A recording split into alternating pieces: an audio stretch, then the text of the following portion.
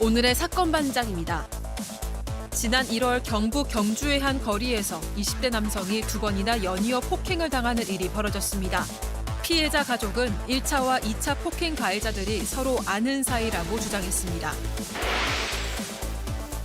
서울의 한 중학교에서 급식을 먹은 학생들이 집단으로 배탈을 일으켰습니다. 알고 보니 같은 반 학생들이 변비약을 탄 걸로 밝혀졌습니다. 회사 상사가 신입사원에게 나이 많은 다른 직원과 사귀어 보라는 식으로 몰고 가면 직장 내 성희롱에 해당한다는 법원의 판단이 나왔습니다. 농담이라도 상대가 성적 굴욕감을 느꼈다면 위자료를 줘야 한다고 판단했습니다. 뾰로롱 안녕하십니까. 자, 오늘도 드릴 말씀이 많아가지고요. 진짜 많아가지고요. 빨리빨리 시작하도록 하죠. 예, 진실 추적자 사건 반장 시작합니다. 어제 전해드렸던 사건이죠. 이 서울 강북의 한 여고생이 동급생을 이 무차별 폭행하던 이 동영상 말입니다. 관련해서 이 보호관찰위원을 맡고 있는 한 목사님이 저희한테 연락을 주셨어요. 이 영상만 보면 일방적인 폭행 같지만 피해 학생이 먼저 시비를 걸었고 흉기도 들고 있었다라는 거죠. 이 영상 속 장면은 이 반격 이후에 모습이 촬영이 됐다는 겁니다. 하지만 무슨 이유로든 폭행은 잘못이겠죠. 목사님 역시도 이 영상 속 가해 학생 지금 반성과 참여의 시간을 갖고 있고 피해 학생과도 원만히 화해했다라고 합니다. 그렇다면 정말 다행이고요. 저희도 진심으로 반성하고 참여하는 아이들까지 비판할 생각은 조금도 없습니다. 자, 오늘 출연자 소개해 올리죠. 예, 이자연 기자, 백성문 변호사, 그리고 오윤성 순천향대 교수, 양지열 변호사, 그리고 박준혜 수호 선생님 나오셨습니다. 안녕하세요. 안녕하세요. 예, 캘리포니아 산타마리아 삽니다. 이곳에서도 사반 가족이 있다는 거 알려주고 싶어요 하신 존선님. 자, 애교 많은 외동아들 군대 보내고 헛헛한 마음 사반 보면서 달랩니다 하신 김보현님. 뉴스 보기를 돌같이 하는 21살입니다. 그런데 사반은 안 보면 너무 찜찜해요 하신 문채원님. 우리 엄마 윤정현 여사 새벽 근무 마치고 오면 주무시다가 사반 보려고 일어나세요. 끝나면 또 주무시고 출근하십니다 하신 인천의 나동규님. 오늘 39번째 제 생일입니다. 우리 엄마 최봉윤 여사 나 낳느라고 고생 많았지 사랑해 하신 이혜진님. 어버이날인데 애들 전화 한 통 없습니다. 친정엄마만 챙겨왔는데 생각해보니 저도 어버이인데 말이죠. 너무 슬픕니다 하신 전영옥님. 아이고 이런.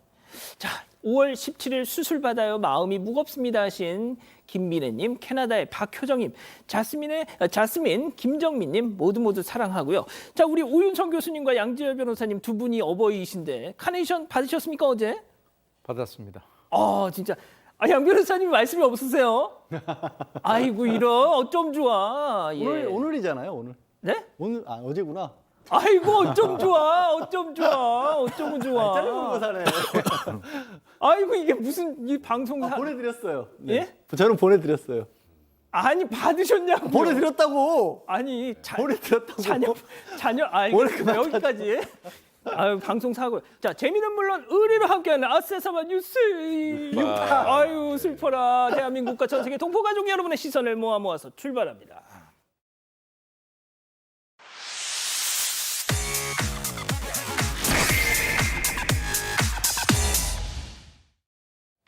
첫 번째 가보죠. 시끄러워서입니다.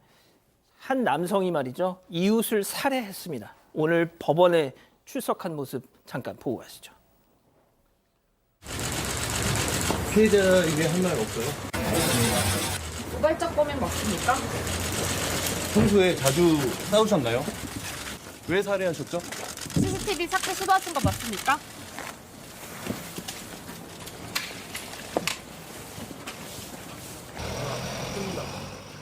자, 이 기자, 이게 도대체 어떤 일이죠? 네, 어제 저녁에 경기도 수원의 한 빌라 5층에서요. 저 40대 남성이 이웃에 사는 30대를 흉기로 살해했습니다. 이 40대 남성은 소음 문제로 옆집 사람을 죽였다 이렇게 주장을 하면서 112에 직접 신고를 했고요. 이후에 흉기로 자해를 했습니다. 숨진 피해자 옆에서 쓰러진 채로 발견이 됐는데 생명엔 지장이 없는 것으로 전해지고 있습니다. 2층에는 원룸 6가구가 살고 있는데요. 과거에 소음 관련 신고가 들어온 적은 없었습니다. 경찰은 가해자를 조사하고 CCTV를 분석하면서 수사를 벌이고 있습니다. 자, 그런데 사반 가족분께서 저희한테 제보를 주셨습니다. 이웃에 사시는 가족분께서 평소에 소란을 피웠던 거는 오히려 저자다라고 말이죠. 네, 지금 말씀하셨던 것처럼 저 경기도 수원의 빌라에 아마도 거주하시는 분이 아닐까 싶습니다. 사방 가족께서 제보해 주신 바에 따르면 지금 이 40대 남성은 소위 말한 벽간소음 때문에 그것 때문에 시비가 붙어서 살해했다는 취지의 주장을 하고 있는 것처럼 보입니다만 이 제보자의 말에 따르면 저 40대 남성이 오히려 소란스러웠다. 술을 먹고 소란을 많이 피웠고 그러다 보니까 옆집 간에 앙금이 많이 남아 있었다라고 주장을 하고 있고요. 지금 피해자가 5층에 거주하고 있다는 30대 아니겠습니까? 예. 근데 그 노모가 같은 빌라 2층에 산다고 합니다. 아, 그래서 어버이날에 결국은 이 노모 입장에서 아들을 잃은 상황이라 너무 황망해서 혼절을 하셨다고 하고요. 뭐 여러 주민들 또 제보자 포함한 이 빌라에 거주하시는 분들이 이 피해자의 사망에 대해서 너무 안타깝다는 마음을 가지고 계신다고 합니다. 그렇군요. 알겠습니다. 두 번째 뉴스 이어가 보죠. 우편함 열더니 뒤적뒤적입니다. 영상으로 만나보시죠. 자, 인적 드문 밤.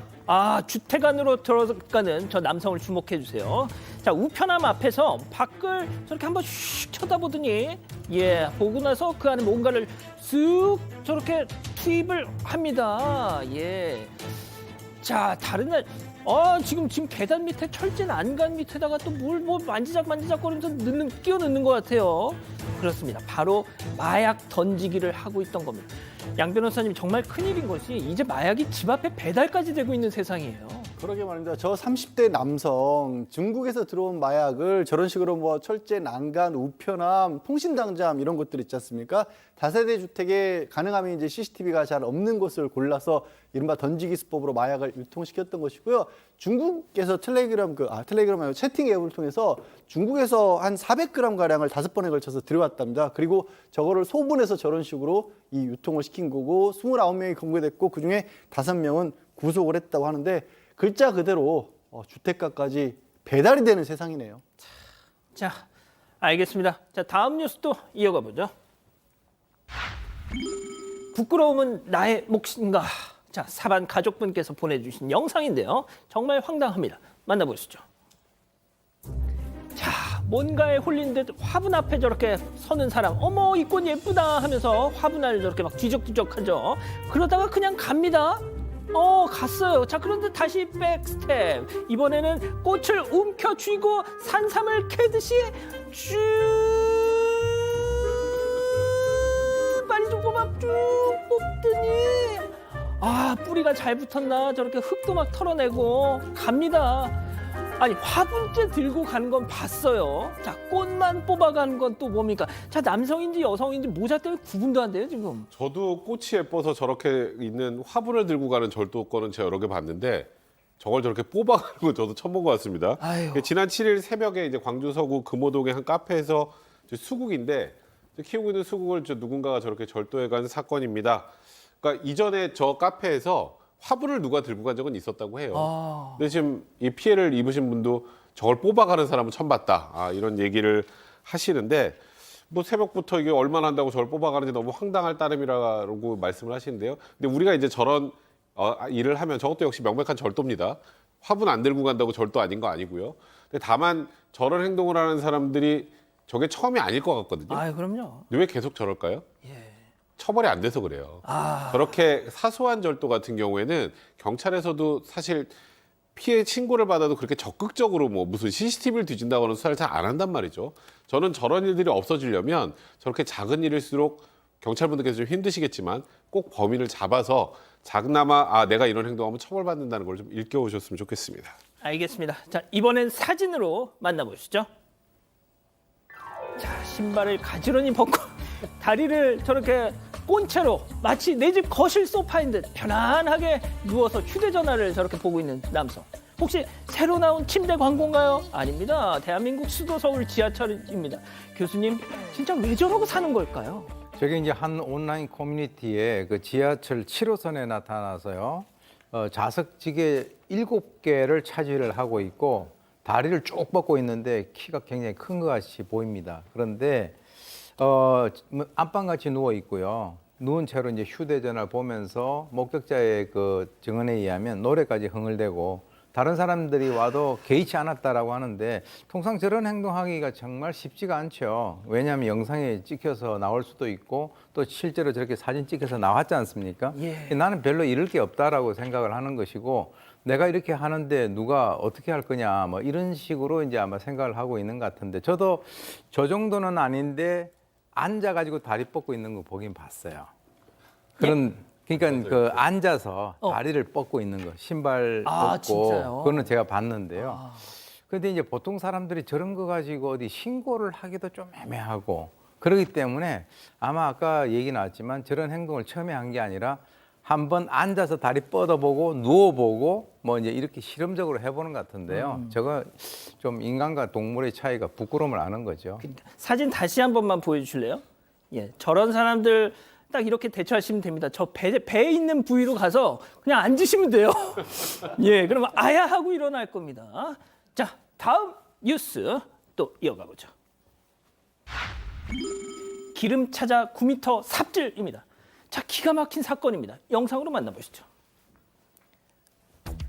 자, 모텔 지하실 저렇게 길게 이어진 땅굴 안으로 들어갔더니 끝없이 저렇게 길이 이어지는데요. 바로 송유관에서 기름을 빼내려던 일당들이 땅굴을 판 겁니다. 실제로. 자, 영화 파이프라인이라는 우리나라 영화가 있는데 나 영화인 줄 알았는데 이게 실제예요, 실제. 저게 지난 1월 1일 한 일당이요. 충북 청주의 한 숙박시설을 통째로 빌립니다. 그리고 그곳에 지하실 벽면을 뚫고 이 삽이랑 곡괭이 같은 것들로 한 달 동안 10m가량 땅굴을 팠는데요. 이게 이 송유관까지 접근을 해서 기름을 빼내려고 시도를 한 겁니다. 현재 총책 등 8명이 검거가 됐고 이 중에 4명이 구속된 상황입니다. 이 총책이 50대 A씨인데 석유 관련 일을 했다고 합니다. 그렇게 일을 하다가 알게 된 지인들을 대상으로 해서 지난해 5월부터 리터당 500원을 주겠다, 수익금을 주겠다 이렇게 꼬드겨서 공범을 모집을 했습니다. 그리고 송유관 매설 지점을 탐측하고 땅굴 설계 도면을 작성하고 이렇게 굉장히 치밀하게 범행을 준비해 왔는데요. 이 송유관이 매설된 곳 인근의 모텔 주인한테 우리 모텔 사업을 하겠다 이렇게 속입니다. 그리고 통째로 이 모텔을 임차를 해서 종일 땅굴을 파서 이 송유관 30cm 지점까지도 도달을 했다고 합니다. 하지만 그 직전에 경찰에 체포되면서 미수에 그쳤습니다. 조사를 해보니까요, 이들이 이게 첫 번째 시도가 아니었습니다. 지난해에도 충북 옥천에서 이 주유소를 임대를 해서 이렇게 굴착 시도를 했는데 이 당시에는 땅굴에 물이 너무 차서 포기를 했다고 합니다. 그 이후에 이 청주 숙박시설 2차 범행으로 이렇게 지역으로 고른 것으로 드러났습니다. 저 노력, 저 정성으로 공부를 했으면 변호사가 돼서 지금 사건반장 패널로 나오고 있을 텐데 말이죠. 자, 제가 이거 약간 스포일러 같은데 영화 파이프라인에서도 보면은 마지막에 펑 하고 대형 폭발이 납니다. 사실 이 송유관을 통해서 기름 절도하려다가 사고가 났던 경우들이 그간에도 종종 있었는데요. 아까 사진 나올 때, 영상 나올 때 눈썰미 좋으신 분들은 옆에 도로가 지나가고 있다는 걸 혹시 보셨는지 모르겠는데 저 송유관이 묻혀 있는 자리가 국도 4차선 도로 가장자리랍니다. 그래서 만약에 저기서 자칫해서 도로 붕괴 같은 게 일어나게 될 경우에는 저 도로가 4차선 도로가 하루 평균 6만 6천 대의 차량이 지나다니는 도로라는 거예요. 그럼 무슨 일이 있었을지 모르는 그런 아찔한 상황이었던 겁니다. 다행히 저기 지금 영상은 나오고 있지만 다 원상복구를 했고 안전점검까지 마쳤다라고 하는데요. 진짜 큰일 날 뻔한 거예요. 그러니까 말이죠. 알겠습니다. 자, 다음 뉴스 또 이어가 보죠. 자, 초등생 도둑 신상 공개 논란입니다. 자, 어느 무인 점포에서 절도범들 신상이 가득 담긴 경고문이 딱 문 앞에 붙여진 겁니다. 자, 그런데 중요한 건 그 절도범이 초등생들이었던 거죠. 얼굴, 이름, 학교명, 학년, 절도 시간, 품목, 가격까지. 그 사진도 저희가 준비를 해놨지만 저희가 이제 초등학생인 관계로 일단 보여드리지는 않고 저렇게 지면으로만 대체를 하겠습니다. 자, 피해 점주가 저렇게 경고장을 붙인 이유가 있었다고요.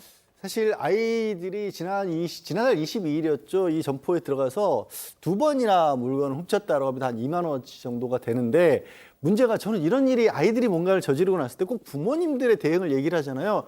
이 업주하고 부모님들하고 뭔가 그 물건값을 가지고 변상을 하려고 했는데 합의가 이루어지지 않은 겁니다. 그래서 업주는 이 사진을 올렸는데 그래도 신상정보가 적혀진 아이들 얼굴 같은 거는 모자이크 처리를 했다라고 하는데 학교 이름도 있고 학년도 있고 동네니까 누군지 다 소문이 났다라는 건데 그래서 소문이 나다 보니까 애들을 저렇게까지 아직 어린데 이렇게 좀 범죄자처럼 낙인을 찍는 게 맞냐 오죽하면 이래야 했겠느냐라고 또 이제 이걸 바라보는 분들끼리도 또 의견이 갈리고 있는 상황입니다. 예. 일단 뭐 우리 가족 여러분들도 어떻게 생각하실지 모르겠네요. 자, 마지막 사연으로 또 이어가 보죠. 남편이 타투하고 왔어요. 아, 예. 어떤 사연일까요? 네, 말 그대로 남편이 갑자기 타투를 하고 와서 고민이라는 이 아내의 사연입니다. 그런데 이 남편이 했다는 타투가 다름이 아니라 이 아내의 생일 그리고 결혼기념일을 숫자로 이 가슴팍에 새긴 거라고 합니다. 이 남편은 지금까지 타투를 한 번도 한 적이 없는데 갑자기 하게 된 계기가 있기는 합니다. 얼마 전에 방송을 같이 보고 있는데 사랑꾼으로 굉장히 유명한 한 남자 연예인이 나왔다는 겁니다. 그런데 이 연예인이 결혼기념일을 타투로 새겼다 이런 얘기를 했다고 하는데요. 그래서 아내가 그걸 보고 아 멋있다 내가 저 사람 아내면 되게 감동할 것 같다 이런 얘기를 했는데 이걸 듣고 남편이 아내한테 감동을 주고 싶어서 서프라이즈 타투를 하고 온 거였습니다. 그런데 아내는 이걸 보면서 소리를 지르면서 지우고 오라고 밖으로 내쫓았다고 하는데요. 아내는 자신이 너무한 거냐면서 사연을 올렸습니다. 그렇군요. 자, 기다리고 기다리셨던 푸처 핸즈업 타임. 우리 가족 여러분들도 채팅창에 OX로 함께 참여해 보시죠. 먼저 남편입니다. 선영아, 꼬맹아, 너 가수 구준엽이 영원한 사랑 약속하면서 그 대만 배우 서희원 이름 새긴 거 보고 너무 로맨틱해 어쩜 좋아 그랬잖아. 야, 가슴 봐봐 여기. 꼬맹아 사랑해 이렇게 해놔. 야, 이거 박내라고 내가 얼마나 아팠는데. 동그라미. 진짜 아니 이럴 수가. 야, 진짜. 자, 한번 계속 들어보세요. 다음은 아내입니다. 오빠, 성문이 오빠, 네가 구준엽이니? 구준엽 씨 머리가 좀 없긴 하지만 완전 몸짱이거든. 타투를 해도 그런 몸에 해야 멋있지. 오빠 가슴 근육 하나도 없는데 그걸 거기다 왜 박았어? 좋은 말로 할 때 지금 당장 지워 빨리. X. 성문 얘기를 하니까 X를 두고 싶긴 한데. 예, X 좀 저도 들 하시고. 뻔했어요. 예, 양 변호사님부터. 아니 사실 그 뭐 남자들이요. 그 뭔가 가슴속에 항상 소년이 있습니다. 진짜? 어린아이들이. 저 사실 한 1, 2주 전에 친구 동창들하고 좀 술자리 같은 게 있었는데 먹고 나오다가 오락실에 여중은 없는 그 펀치볼 때리는 게 있더라고요. 그래서 50대 아저씨들 3-4명이 그 앞에서 한동안 계속 펀치볼로 서로 잘 아니, 친다고. 그 누가 찍었으면 사건 반장 나왔는데 진짜. 제보죠, 제보가. 예. 아니 뭐 오락실에서 뭐 펀치볼 때리는 게 뭐 잘못이에요. 약간 아무튼. 네. 예. 그러니까 그런 데서 했고 우리끼리 또 아이고 이게 무슨 짓이냐 하면서 웃었던 그런 기억이 있는데요. 그냥 그런 면이 있고 또 남한테 피해 주는 것도 아니고 이 팔뚝 이런 데서 어디 밖에 보이는 건 아니잖아요. 지우고 싶더라도 좀 내비두고 한동안 두었다가 이제 많이 봤으니까 이제 그만 지워라고 좋은 말로 얘기해 주는 타일렀으면 좋겠습니다. 저 너무 하셨는데 쫓아낸 거. 진짜. 교수님. 예. 타투 저거 지울 수 있는 거예요? 뭐 요즘 레이저로 이렇게 뭐 엄청 아파요, 저거. 예. 예. 그래서 저는 그 아내가 지금 남편의 성향을 좀 파악을 했었어야죠. 왜냐하면 이 남편은 아내에게 지금 잘 보려고 지금 최선을 다하는 그런 그 사람한테, 그러니까 애들 앞에서는 어른들이 얘기를 잘 해야 되는 거예요. 그러니까 그걸 보고 정말 멋있다. 내가 저 사람 아내면 얼마나 감동할까. 그러니까 이 남편이 예를 들어서 저 같은 경우는 그런 얘기를 하더라도 그냥 농담이구나 이렇게 받아들일 텐데 저 남편은 그래 나보고 하라는 어떤 계시구나 그렇게 해가지고 한 거 아니에요. 그러니까 그렇게 했는데 너 가서 지워오라 그러면은 어떻게 보면은 저 시집 식구들이 봤을 때는 뭐 하는 거야 이거 자기가 하면 너무 좋겠다라고 해놓고 해오니까 또 지우라 그러고 이거는 그 아내에게 적응하기가 상당히 힘들다. 저는 뭐 타투가 제 어떤 취향은 아닙니다만 저 여성이 얘기를 잘했었어요. 오히려 저렇게 딱 하면서 저게 왜 하지? 이렇게 했었으면 안 했을 거 아니에요. 일단 잘못된 신호를 줬다. 착각할 수 있게끔. 그러니까 일단 남자는 나이 먹어도 애다 뭐 이런 얘기 많이 하잖아요. 그러니까 이 타투를 한 이유가 그게 제일 중요해요. 자기가 멋있어 보이려고 했다면 그건 당장 나가서 지우라고 하는 이 아내 말이 맞는데 예. 이 남편이 진짜 사랑해서 한 거잖아요. 뭐 아내의 그 약간 시그널도 있었지만 이걸 하면 아내가 정말 좋아할 거라고 생각하는 마음으로 한 거잖아요. 물론 남편이 좀 눈치는 없습니다. 이런데 팔 같은 데서 지워질 수 있게 하면 좋은데 나중에 지울 때 되게 아플 것 같긴 한데 그래도 그런 마음을 좀 보고 처음엔 좀 웃어주고 좀 좋아해 주면서 나중에 말씀하셨던 건 서서히 지우라고 하는 게 훨씬 좋은 거지. 이 남편이 그렇게 그래도 정말 아내 사랑하는 마음에 해온 걸 보자마자 너 빨리 나가서 지워. 이러면 남편이 많이 상처받았을 것 같습니다. 그런데 이제 채팅창에는 이 X도 많던데 말이죠. 예, X도 좀 있었는데요. 예를 들어서 뭐 꼬맹맘님은 결혼 기념일 생각 못해도 되니까 나도 타투는 좀 싫다 이런 분도 있기는 하셨습니다. 진짜. 네, 근데 하지만 O 동그라미 선택하신 분들도 굉장히 많았는데 소원의 항구님 남편 자랑을 이렇게 하고 싶은 건가? 무무님 아내가 멋있다고 바로 타투해온 남편이 참 낭만 있다 이런 말씀도 하셨습니다. 그게 다예요? 낭만파님도요 순진하고 귀여운 남편이네요. 잘 데리고 사세요. 이런 의견도 있었고요. 하지만 뭐 오케라님은요 차라리 그냥 해나를 하지 뭐 이런 의견도 있었습니다. 알겠습니다. 자, 올해 교정공무원 생활 20년 차 되신다는 김모 교도관님 보고 계신가요? 익명을 요청하셨죠? 이 사반에서 다뤘던 강력 사건의 몇몇 장본인들과 지금 함께 생활하신다고요? 그런 자들과 함께 얼마나 이게 참 힘드십니까? 감히 제가 가늠도 안 되는데 전국 16,000여 이 교정 공무원에게 응원을 부탁하신다 하셨습니다. 자, 여러분들 덕분에 저희 마음 편히 삽니다. 감사합니다. 한국인의 관절로 태어나 온돌의 나라답게 백의 민족답게 우리의 관절은 마르고 닳도록 살아왔다. 한국인의 관절 건강 이제 콴첼과 상의하세요. 관절엔 콴첼. 코지마가 당신의 라이프 스타일과 만나면 일도 휴식도 함께하는 것도 파티마저도 처음 만나는 듀얼 엔진과 모션 프레임 코지마가 만드는 코지플레이 코지마.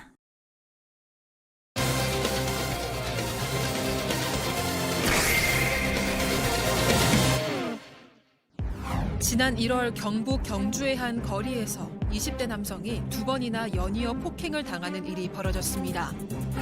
피해자 가족은 1차와 2차 폭행 가해자들이 서로 아는 사이라고 주장했습니다. 사건의 전말을 파헤쳐 봅니다. 자, 첫 번째 사건 저희가 직접 제보받은 사건입니다. 네, 지난 1월 새벽에 이 경주의 한 길거리에서 벌어진 폭행 사건입니다.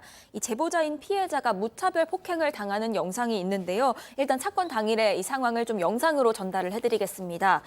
지금 나가는 영상에서 빨간 원 주목해서 보시면요. 오토바이 2대가 이 운전하다가 멈추는 모습이 보이고요. 택시 한 대도 멈춥니다. 저 택시에서 이 피해자가 내립니다. 내린 사람이 피해자고요. 택시에서 내린 피해자가 오토바이 운전자들을 향해서 걸어가는데 일단 뭔가 서로 얘기가 오가는 것 같습니다. 오토바이 운전자들이 이 오토바이를 근처에 세우고 다시 피해자를 향해서 걸어 나오는 모습이고요. 그러던 중에 저렇게 운전자 한 명이 피해자를 넘어뜨리고 주먹이랑 발로 머리를 마구 가격하는 모습입니다. 정말 무차별적인 폭행이 일어났다고 하는데 이 피해자가 머리를 손으로 감싸고 바닥에 엎드려서 미동조차 하지 않습니다. 이 두 사람이 피해자를 한참 지켜보더니 이 기절했는지 확인하려는 건지는 모르겠는데요. 피해자의 후드티랑 얼굴을 좀 만지는 모습을 보입니다. 그렇게 지켜보다가 저렇게 오토바이 운전자 2명은 자신의 오토바이를 타고 현장에서 유유히 빠져나갔습니다.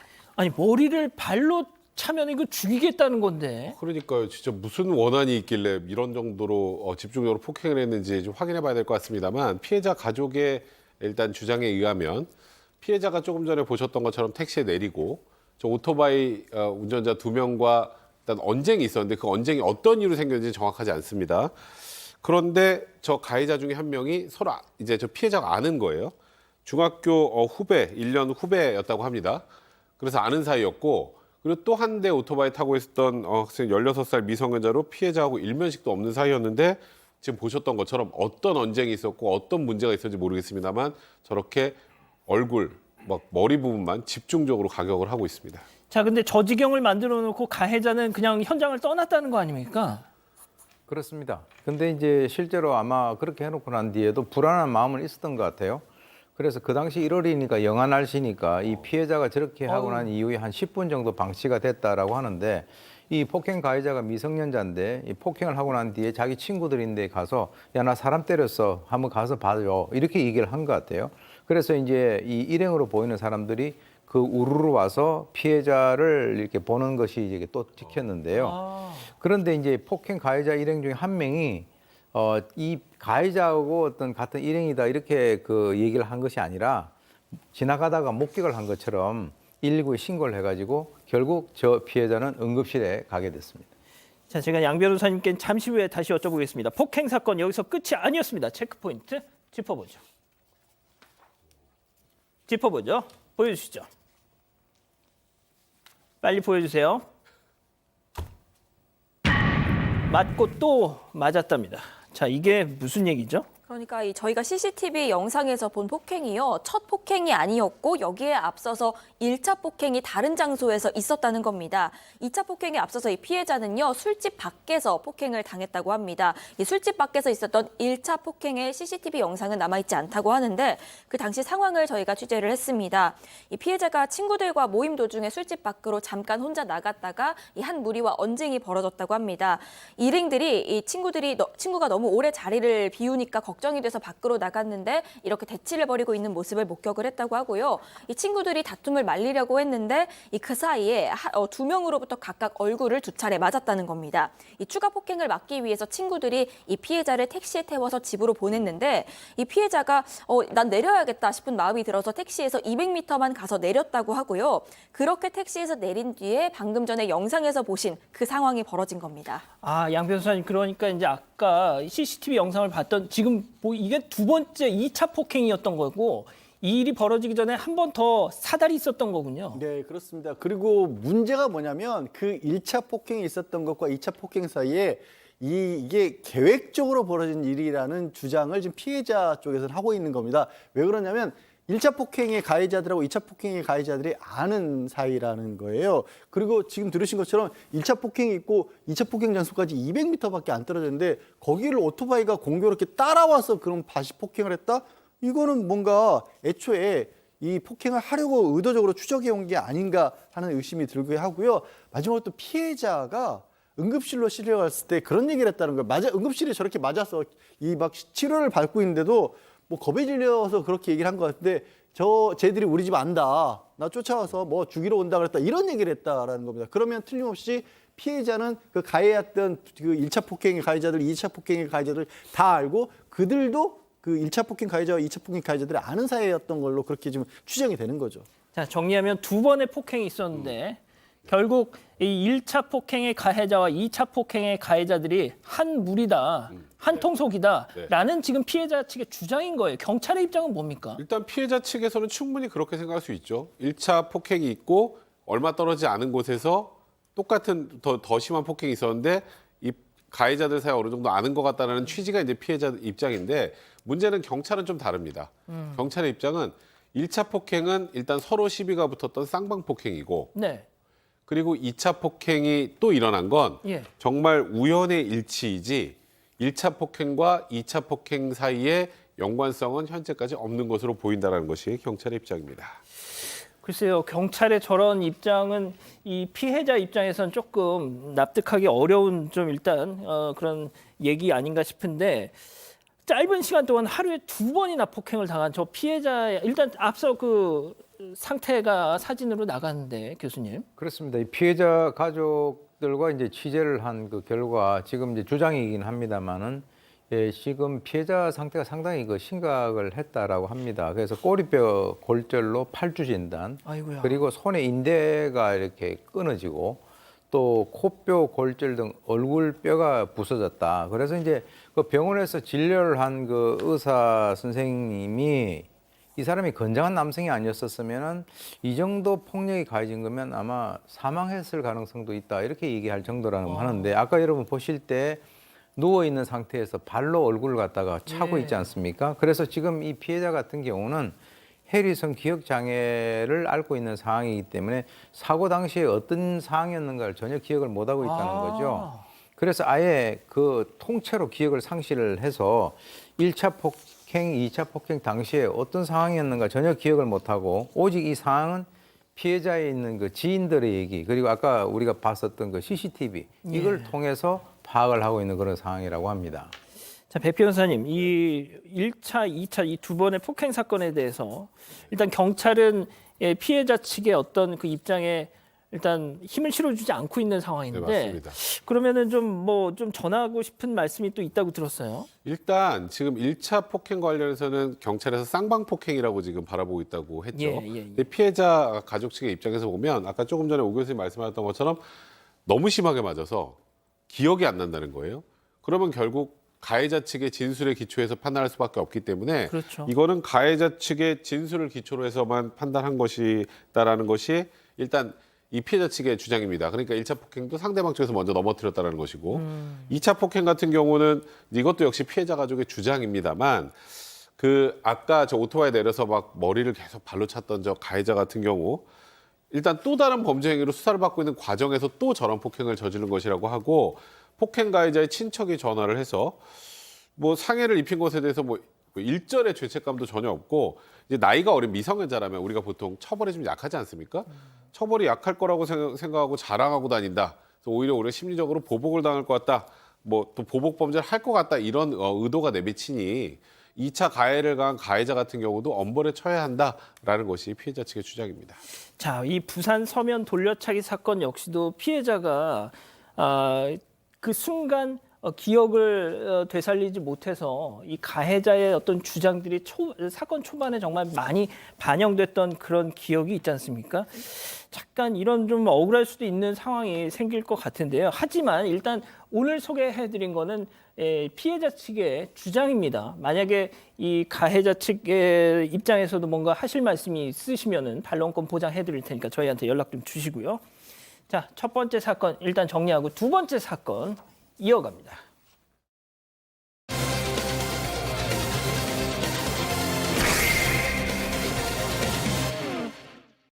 서울의 한 중학교에서 급식을 먹은 학생들이 집단으로 배탈을 일으켰습니다. 알고 보니 같은 반 학생들이 변비약을 탄 걸로 밝혀졌습니다. 대체 무슨 일이 있었던 건지 알아봅니다. 저는 처음에 이 사건 듣고 나서 여름도 아닌데 무슨 배탈이 급식 먹고 네, 식중독인가 싶을 수도 있는데 이게 지난 1월에 서울의 한 중학교에서 급식 먹은 학생들이 집단으로 이제 배탈이 난 사건인데요. 이게 식중독과는 조금 다른 게 좀 이상한 부분이 이 배탈이 중학교 3학년의 특정 학급에서만 일어났다는 겁니다. 총 8명의 학생이 동시에 복통을 호소를 했는데요. 이 피해 학생 중에 한 명은 당시에 이 화장실을 하루에 67번 갈 정도로 상태가 심각했고 지금까지도 종종 배탈이 난다 이렇게 전했습니다. 근데 이게 급식 위생 문제라면은 전 학년, 전 학급에서 돼야 되는데 딱 한 학급만. 그렇죠. 그게 이상하죠. 그러니까 이유가 따로 있는 거예요. 뭐냐면 이 학교 교실에 보면 교실 바깥에 이제 급식을 나르는 배식대가 있다고 합니다. 뭔가 상황이 벌어지고 나서 이상하게 해서 CCTV를 살펴봤더니 예. 그 학급에 있는 반 학생들 2명이 한 학생은 망을 보고 있고 한 학생은 음식에 뭘 뿌리고 있었던 거예요. 아하. 그 뿌렸던 게 뭐냐면 지금 자세히 보시면 초록색 알갱이 같은 게 보일 겁니다. 지금 그 떡볶이에 묻어 있죠. 저게 가루 형태의 변비약이었던 겁니다. 그러니까 같은 그분들이 먹는 급식에 변비약을 뿌린 거예요, 이 학생들이. 그냥 저걸 설마 저게 변비약이라고 상상이나 했겠습니까? 딱 보면서 뭔가 양념인가 싶어서 그냥 먹었겠죠. 자, 그런데 이 사달이 났던 날이 아주 특별한 날이었습니다. 바로 졸업식 전날이었는데요. 특히 가해자로 지목된 이 학생의 소셜미디어를 살펴보면 단순 장난처럼 보이지 않았다는 겁니다. 이번 사건 체크포인트 짚어보죠. 변비약 테러라고 일단 잡아봤습니다. 백 변호사님. 그러니까 예전에도 졸업식에 무슨 밀가루 뿌리고 이런 건 예전에 했으면 요즘엔 그런 거 잘 안 하는데요.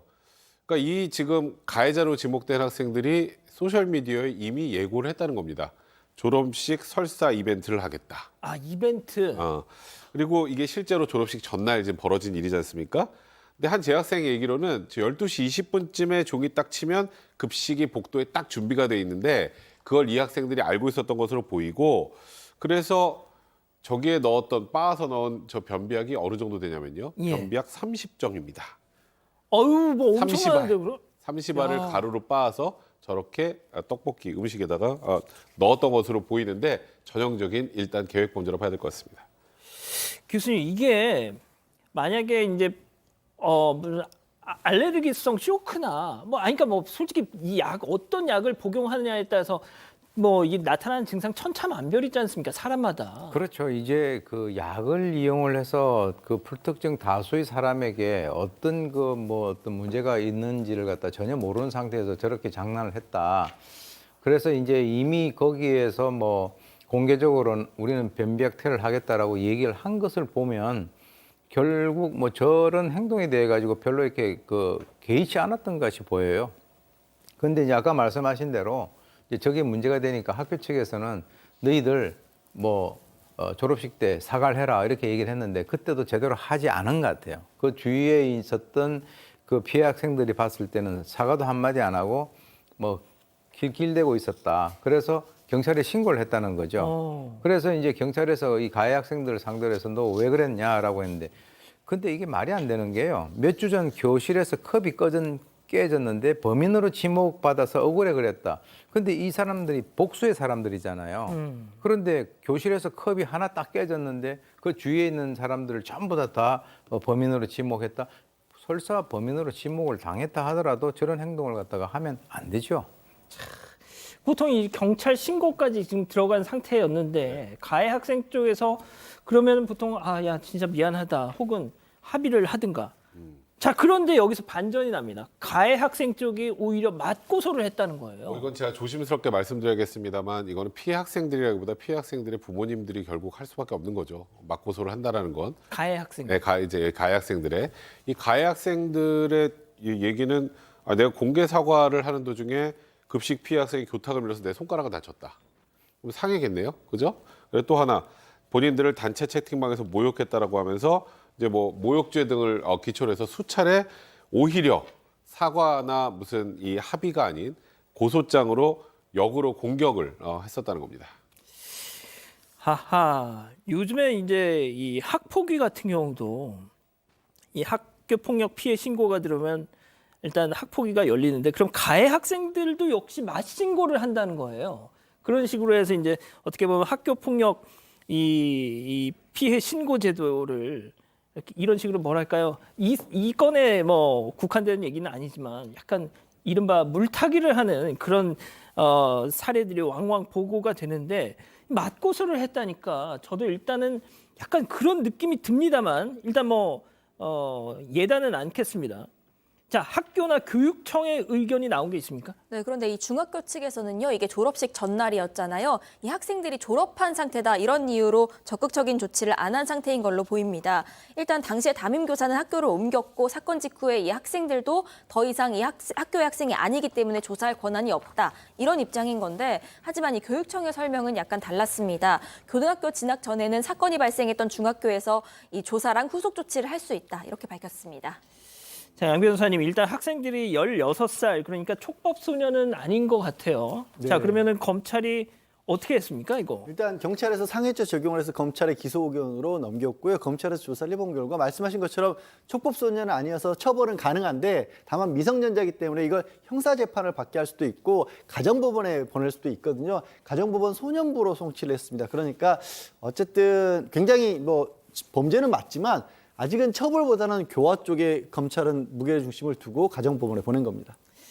자, 교수님이 짧게 좀 말씀 좀 해주십시오. 일단 뭐 가해 학생 측이 그러니까 변비약을 탄 친구들이 어떤 생각으로 맞고소를 했는지는 모르겠습니다만 글쎄요, 저는 그 부모님들이 꼭 이렇게 이 상황을 이렇게까지 몰고 가는 게 좋은 판단이었는지 모르겠습니다. 그래서 이전에 비해서 일단 어떤 이런 행동을 하게 되면 그것이 오픈됐을 때 통상적으로 제대로 된 부모 같으면 자기 자식이 한 그 행동에 대해 가지고 역지사지의 심정으로 해서 그 피해를 본 그 부모님들 찾아가서 미안하다고 사과하고 하면 이건 끝날 문제 아니겠습니까? 예. 근데 이거는 뭐 그 사과도 제대로 하지 않고 뭐 또 맞고소하고 그렇게 되니까 어떻게 됩니까? 이 그 상황에서는 오히려 고소를 갖다가 만약에 그 졸업식에서 제대로 사과만 했었으면 고소를 안 할 문제인데 그럼요. 사과를 안 하고 뒤에서 웃고 떠들고 이렇게 했기 때문에 고소가 되니까 결국은 이 아이들이 아직 그 어린데 이게 또 뭐 어떤 그 형사처벌을 받는다든지 일단 뭐 가정법원으로 간다든가 하는 이런 그 불필요한 것들이 제가 봤을 때는 이 어른들이 말이죠. 아이들은 저렇게 뭔가를 문제를 만들 수는 있지만 어른들이 일을 갖다가 수습을 해야 되는데 요즘에는 보니까 어른들이 일을 갖다가 더 크게 만드는 그런 경향이 있다. 그래서 이건 좀 우리가 좀 주의를 해야 될 그런 부분이라고 봅니다. 제가 몇 번을 말씀드리잖아요. 그 수갑찬 채로 그 경찰관 발로 차면서 야 맞짱 뜨자 했던 그 촉법 그 녀석 그 부모가 그 동영상 유출한 사람 찾아내라고 진정 냈다는 거. 예? 두 번째 사건 정리하고요. 세 번째 사건 이어갑니다.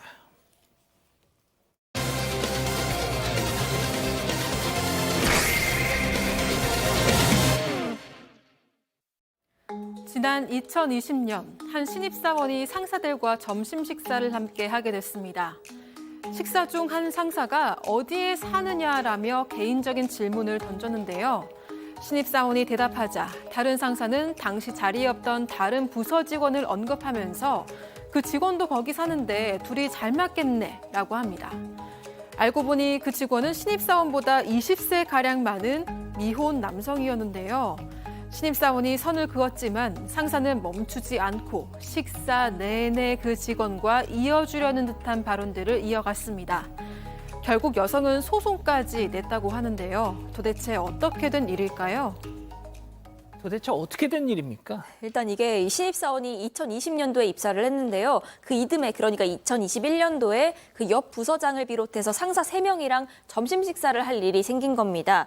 이 부서장 같은 경우엔 25년 차 간부였습니다. 신입사원이랑은 초면이었고요. 그런데 그 점심 식사 자리에서 이 신입사원한테 누구 씨는 어디에 사냐 이런 얘기가 나온 겁니다. 그래서 신입사원이 무슨 역 근처에 사는데요. 이렇게 대답을 했더니 이 부서장이 대뜸 모 직원도 거기 사는데 둘이 잘 맞겠네 이런 얘기를 꺼냈다는 겁니다. 그 모 직원 같은 경우엔 그 당시 자리에는 없었던 다른 부서 직원이라고 합니다. 이 신입사원보다 20살가량 많은 미혼 남성이었다고 하고요. 그런데도 이 부서장은 뭔가 멈추지를 않고 식사 내내 그 직원이랑 신입사원을 엮는 발언을 이어갔다고 합니다. 백 변호사님, 네. 제가 그 내일 모레 50인데 아직까지 결혼을 안 했으니까 네, 네. 저런 얘기 얼마나 많이 들었겠어요. 그렇죠. 그러니까 야 너 어디 살아? 그래서 아니 뭐 상암동 삽니다. 그럼 야 얘 지금 계속 상암동 그렇지, 살아. 그렇지. 너 저도 싫어 이런 거 진짜. 그러니까 이런 게 문제가 될 수 있으니까 저희가 지금 사건 반장에서까지 하는 건 아니겠습니까? 네. 근데 이 신입사원은 되게 싫었나 봐요. 그 얘기가 처음에. 근데 신입사원한테 이제 이 부서장은 멈추지 않습니다. 혹시 치킨 좋아하시냐 이렇게 물으니까 저 좋아하는데요. 그랬더니 그 직원도 치킨 참 좋아하는데 둘이 잘 맞겠다 그러니까 여기서 신입사원이 선을 걷습니다. 저 이제 치킨 안 좋아하는 것 같아요. 이건 이제 그만하라는 소리거든요. 여기서 스톱해야 됩니다. 네, 여기서 스톱해야 되는데 그러니까 여기서 부서장이 멈췄으면 다행인데 멈추지 않고 갑자기 여기서 주제를 바꿉니다. 그 친구 돈 많은데 그래도 안 돼? 라고 말을 했다고 합니다. 교수님. 이건 제가 봤을 때 아까 그 여성이 이제 저는 치킨 안 좋아하는 것 같아요라고 하는 거는 말로 욕을 한 거예요. 점잖게. 그렇죠. 그냥 그 입을 좀 닫아 주세요라고 얘기를 한 건데 그 정도 되면은 본인이 감을 잡아가지고 그래 이제 화제를 다른 데 돌려야 되는데 맞습니다.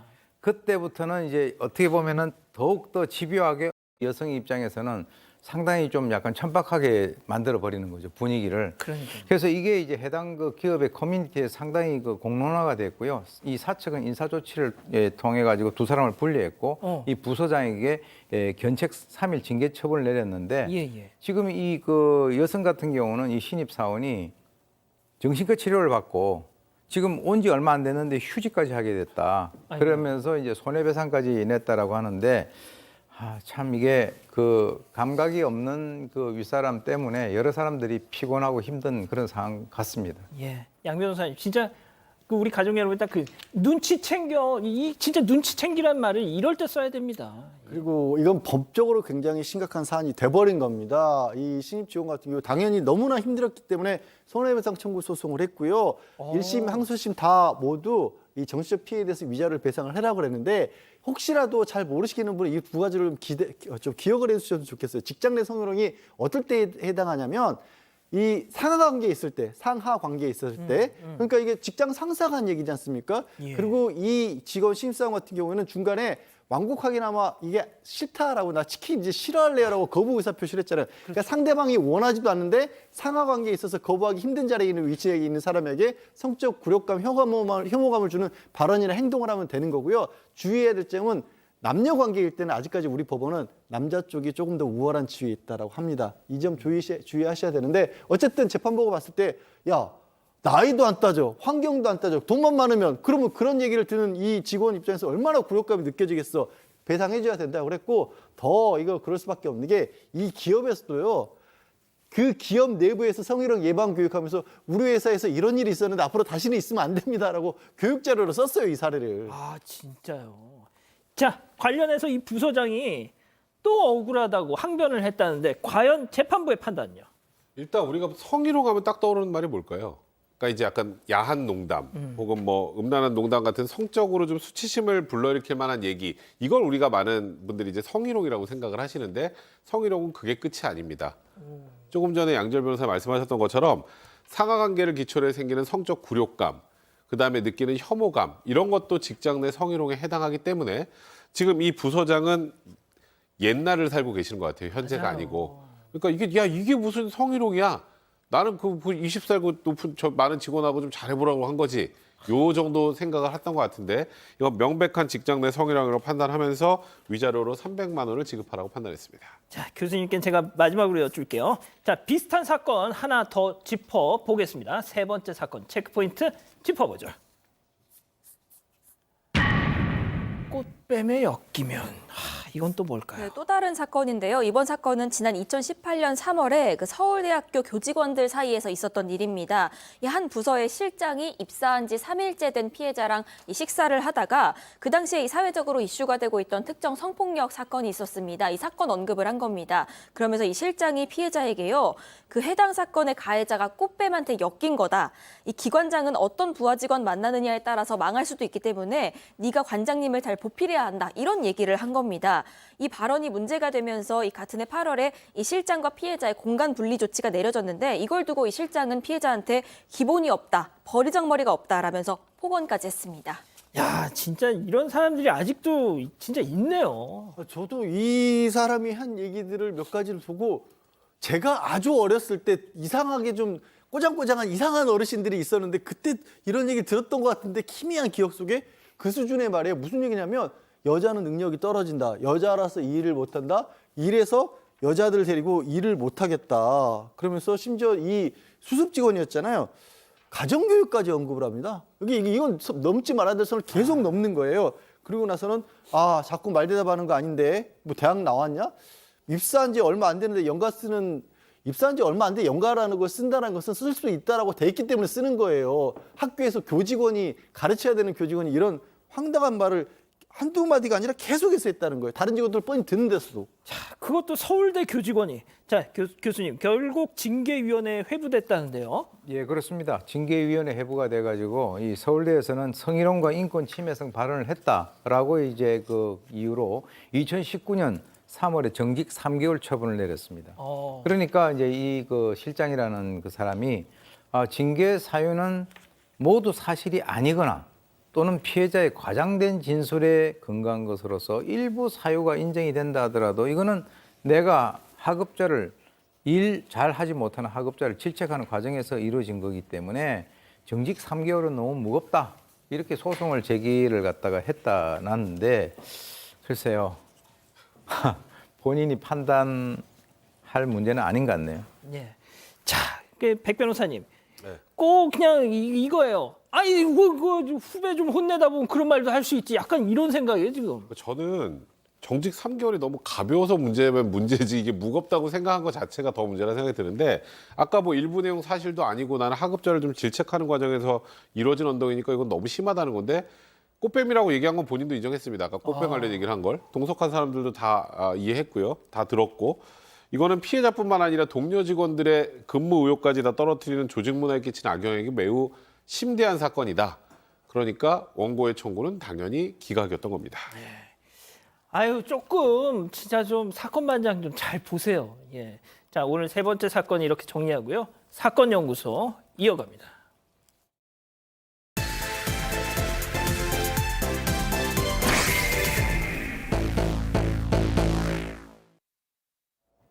(2012년 8월) 한 앳된 여성이 자동차에 올라탑니다. 친구들이랑 놀러 갔다 오겠다면서 이 아버지에게 빌린 차인데요. 이전부터 계획했던 여름 휴가를 떠나는 걸까요? 하지만 이 여성은 친구들과의 약속을 지키지 못했습니다. 바다로 향하는 대신 이 차 안에서 스스로 목숨을 끊은 겁니다. 여성의 휴대전화에서는 진실을 알리고 싶다. 경찰 아저씨, 이 사건을 파헤쳐서 그 사람 사형시켜주세요. 이런 메시지가 나왔습니다. 죽음으로라도 알리고 싶었던 사건. 이 여성은 대체 어떤 일을 겪은 걸까요?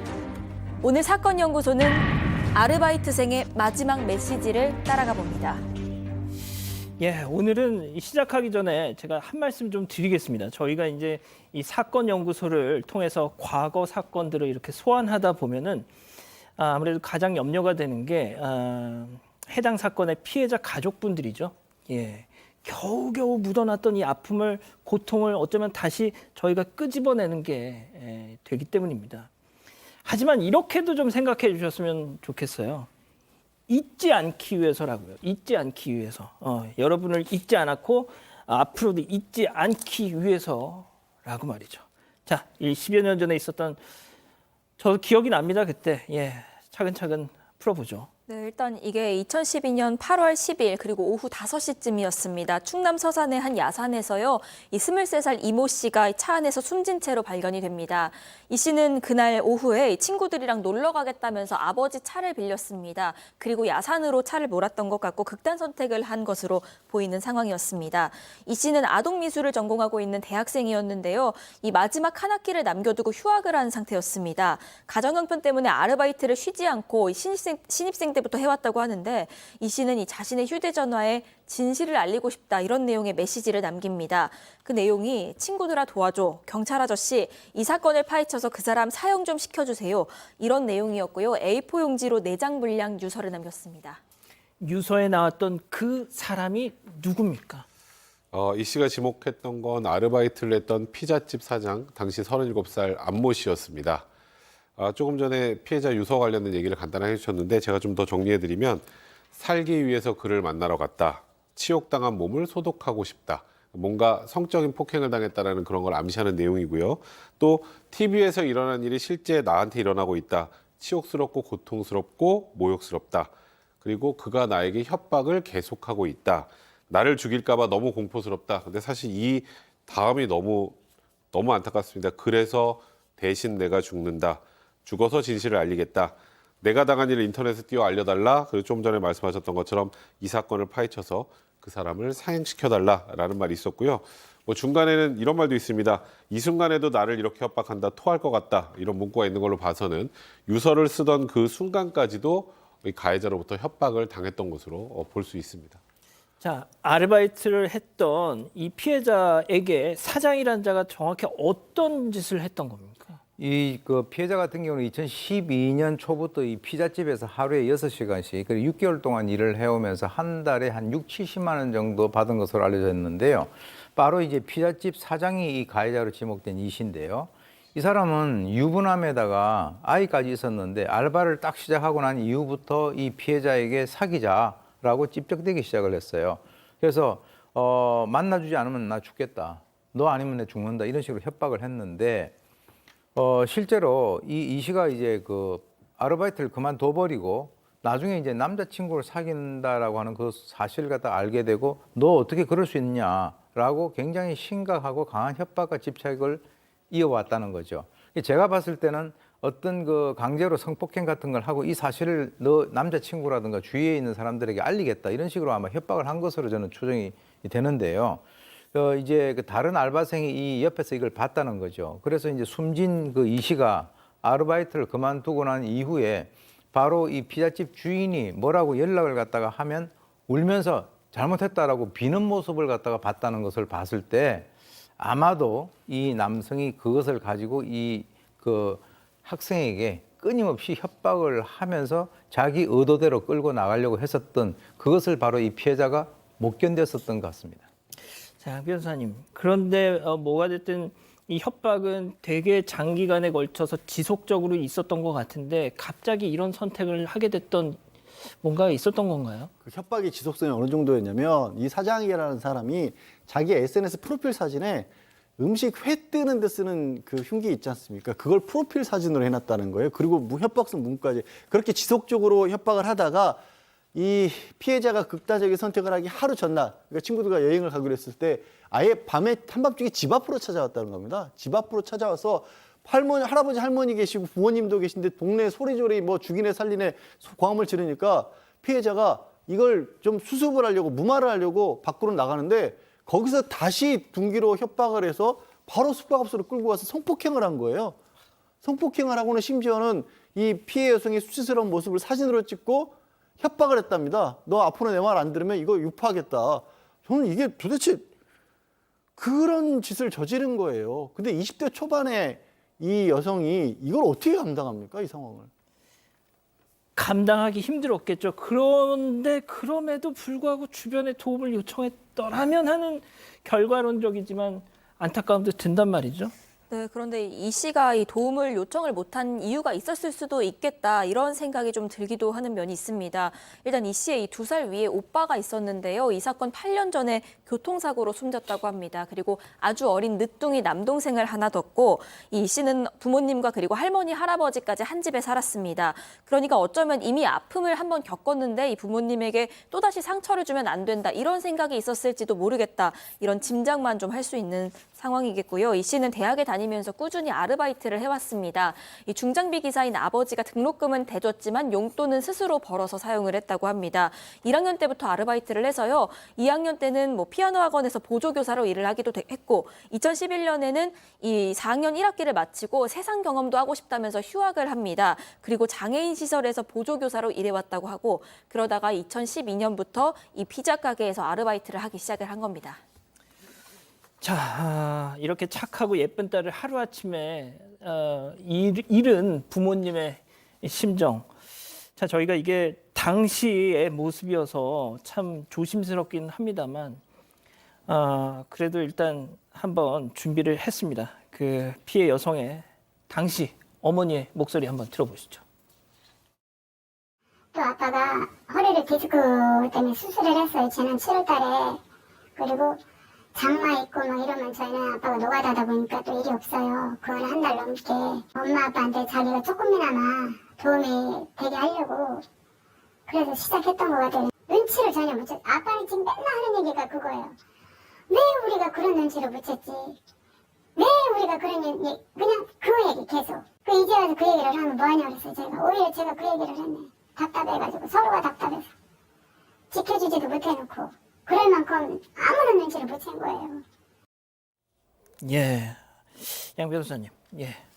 이게 뭐 부모님 탓을 어떻게 하겠습니까? 오히려 환경이 어렵고 힘든 만큼 그만큼 더 열심히 살려고 했던 모양입니다. 그래서 실제로 친구들하고 관계도 좋았고요. 또 지금 아르바이트 그렇게 하면서도 장애인 시설에서 봉사활동을 했던 거예요.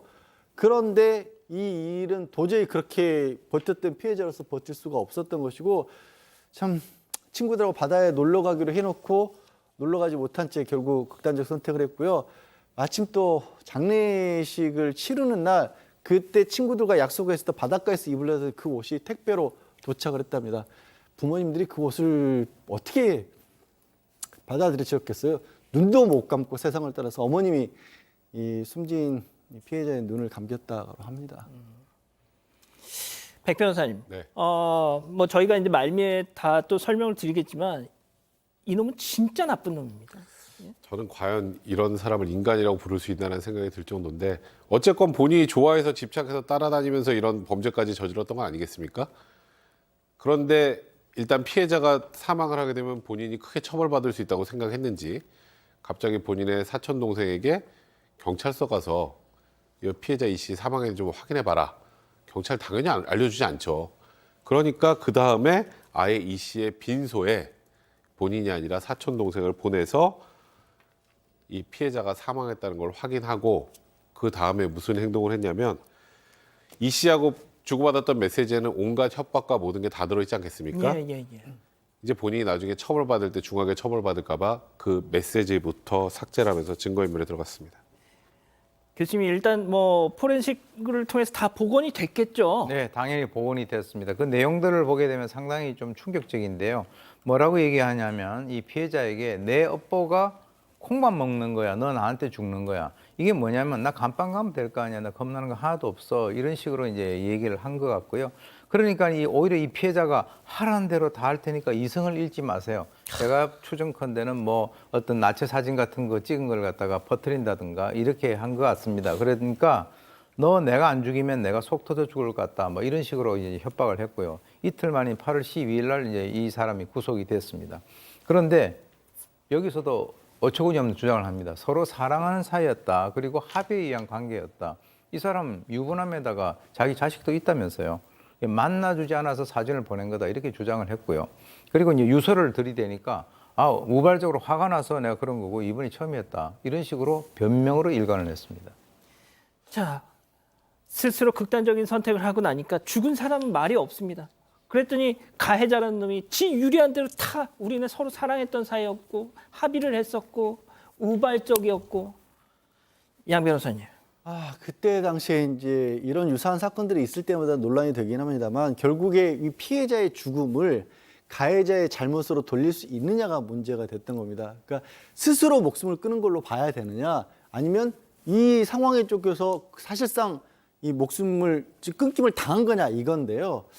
그러니까 성폭행이 있거나 아니면 성폭행을 피하려거나 하다가 뭐 사람이 뭐 난간 같은 데서 떨어져서 사망을 했다 그러면 강간치사 혐의가 적용이 됩니다. 그런데 이 경우도 과연 이 강간치사까지 볼 수 있느냐가 논란이 됐었고 당시에는 이걸 적용을 못 시켰습니다. 그래서 결국엔 법 적용은 성폭행을 했다는 거 하나 그리고 그 사진으로 협박한 거 2개의 범죄 혐의만 적용을 했던 겁니다. 자, 양 변호사님 저런 말씀을 하신 거 보니까 백 변호사님 네. 뭔가 판결이 말이죠. 만족스럽지 못했을 것 같아요. 아마 그러실 겁니다. 시청자분들도 똑같은 마음 가지실 것 같은데 일단 아마 다 똑같은 생각하실 거예요. 이 피해자는 이 안씨 때문에 죽은 거다.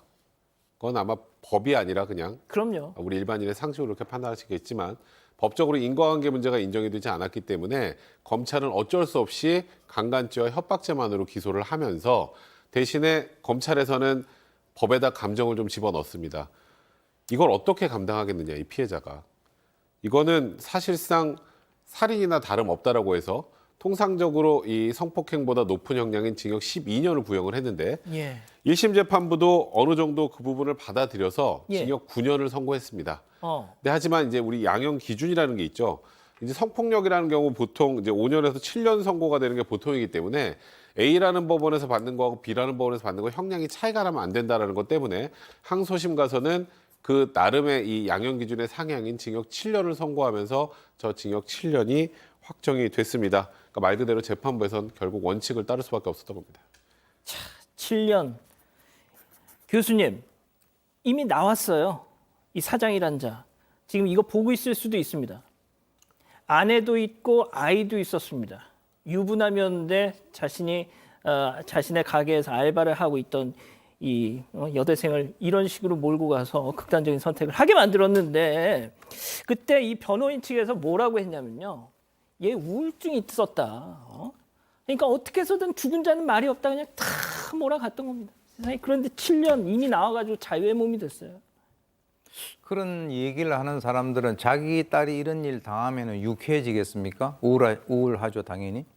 그런데 우울증이라고 하는 것은 극단적 선택에 대한 모든 책임을 피해자에게 돌리는 것인데 2019년에 이 사람 나왔습니다. 지금 보고 있을 수도 있고 내 얘기가 여기 나오네 라고 얘기를 갖다가 생각하고 있을 수도 있습니다. 그런데 당시 유가족들은 이게 도대체 말이 되는 판결이냐, 있을 수 없다. 어떻게 성범죄가 이런 식으로 하기 때문에 반복되는 거 아니냐 이렇게 항변을 했습니다마는 실제로 이 사장과 알바생이라고 하는 그 갑을 관계가 전혀 고려가 안 됐다라고 하는데 글쎄요. 지금 결국은 이 법 조문과 이 판례에 의해서 뭔가 나오는 것인데 아무래도 이 그 결과를 두고 본다면 뭔가 막히고 찝찝한 그런 느낌을 갖다가 우리가 버릴 수가 없는 그런 상황입니다. 안타까운 사건입니다.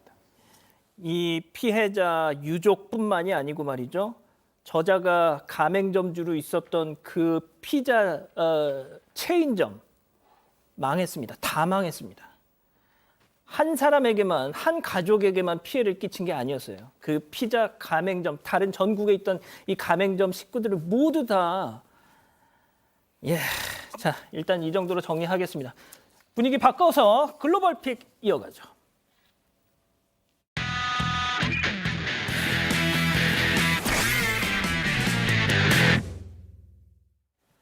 자, 오늘 첫 번째 픽 태국으로 가보시죠. 네, 이곳은 고속도로인데요. 차들이 달리고 있는데 갑자기 바로 위에서 거대한 콘크리트가 아래로 뚝 떨어졌습니다. 이 앞선 차량은 정말 코앞에서 간발의 차로 핸들을 꺾어서 이 추락하는 콘크리트를 피했습니다. 뒤따르던 차량은 사고를 피하려다가 그만 옆 차량과 충돌하고 맙니다. 달리던 차들 일제히 다 멈췄고요. 사고 현장은 뿌연 먼지로 가득 찼습니다. 뭐가 떨어진 거예요, 저거? 이 도로 위로 떨어진 게 바로 건설 중이던 도로였습니다. 길이 10m, 폭 3m의 거대한 도로 일부분이 이 크레인에 달린 고리에 걸려서 공중에 떠 있었는데요. 이 지탱하던 고리들 중에 하나가 부서지면서 그 무게를 못 견디고 그만 아래로 떨어져 버린 겁니다. 그리고 이 떨어진 콘크리트 위에서 당시 공사 중이던 50대 작업자 한 명이 있었습니다. 이 작업자 그만 현장에서 목숨을 잃고 아유. 말았습니다. 아유, 어떡해. 네, 또 다른 작업자도 부상을 입었고요. 근처에 있던 차들도 유리창이 부서지는 등 파손이 됐습니다. 이 떨어진 콘크리트가 워낙에 무거웠기 때문에 수습 작업도 길게 이어졌습니다. 도로는 한동안 통제됐고요. 경찰은 정확한 사고 원인을 파악하기 위해서 조사에 나섰습니다. 당국은 7일 동안 도로 공사를 중단시킨 상황입니다. 자, 다음은 일본으로 가보시죠. 네, 이곳은 도쿄 번화가인데요. 그런데 한 상점 안에 저렇게 검은색 옷을 입고 얼굴엔 하얀 가면을 쓴 사람들이 진열대를 부수고 있습니다. 긴 막대기로 여기저기를 내리치고 있죠. 그리고 또 다른 2명은 큰 가방에 이 물건들을 마구 넣습니다. 이걸 한참 동안 지켜보던 여성은 도둑들이 도망을 못 가게 문을 닫아버리는 것 같은데 닫아. 이 도둑은 이 여성이랑 실랑이를 벌이기도 합니다. 이 수상한 도둑들은 가방을 들고 흰 차에 올라타서 도망을 가버렸습니다. 여기 도쿄 긴자입니다, 긴자.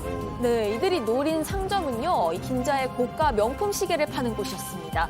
흉기로 직원들을 위협한 뒤에 무려 100여 개의 시계들을 훔쳐갔는데 이게 약 10억 원어치의 상품들이었다고 합니다. 이들은 10분 동안이나 상점에 머물렀고 길을 지나던 사람들이 이 범행 장면을 고스란히 카메라에 담았습니다. 심지어 도주한 차 번호판까지 다 찍었습니다. 한 목격자는요, 이들이 너무 대놓고 범행을 저질러서 이거 진짜 아닌 것 같은데 영화 촬영하고 있는 건가? 라고 착각을 할 정도였다고 합니다. 오늘 이 일본 아침 방송에서도 계속 나오더라고요, 이거. 네, 이 도둑들 얼마 못 가서 1시간 만에 근처에서 체포가 됐습니다. 범행에 직접 가담한 4명이 잡혔는데 다 함께 공모한 다른 1명은 아직 수배 중이라고 합니다. 그리고 이들 모두가 10대의 미성년자들이었습니다. 아하. 경찰은 범행 경위에 대해서 조사 중이라고 합니다. 자, 다음 중국으로 가보시죠. 네, 한 남성이 쇼핑카트를 밀며 에스컬레이터로 향하는데요. 그리고 어머나, 바로 앞에서 카트를 확 놓아버렸습니다. 왜 나? 카트는 에스컬레이터 계단 아래로 굴러떨어지고 사람이 합니다. 그 남성 그 모습을 태연하게 지켜만 보고 있고 뒤따르던 여성은 귀를 막고 제자리에 그대로 멈췄습니다. 왜 저래요? 네, 굴러떨어지는 카트 앞엔 한 소녀가 있었는데요. 정말 다행히 카트에 부딪히기 바로 저 직전에 저렇게 내리는 모습입니다. 카트는 바닥에 넘어진 채로 덩그러니 놓였고요. 떨어진 물건들이 하나씩 내려옵니다. 남성은 물건 하나를 주워 카트에 담더니 더 황당한 건 그냥 그 자리를 떠나버립니다. 뭐야, 저거. 네, 쇼핑몰 관계자에 따르면 좀 이해가 안 되는데 남성이 일부러 그런 건 아니었다고 하는데요. 일단 관계자 이야기 한번 들어보시죠. 我们后面也一直跟他沟通了，他说他是第一次过来，第一次到这边来购物，以为是那种斜坡电梯，所以就没有抓住防止这个事情的发生，已经接手。 아이고. 네. 쇼핑몰은 같은 사고를 막기 위해 에스컬레이터 앞에 카트가 들어갈 수 없게 안전대와 안내 표지판을 설치했다고 합니다. 황당한 이 사고로 쇼핑카트는 물론 에스컬레이터까지 망가졌지만 쇼핑몰 관계자는 따로 보상 요구는 하지 않을 계획이라고 합니다. 아유, 알겠습니다.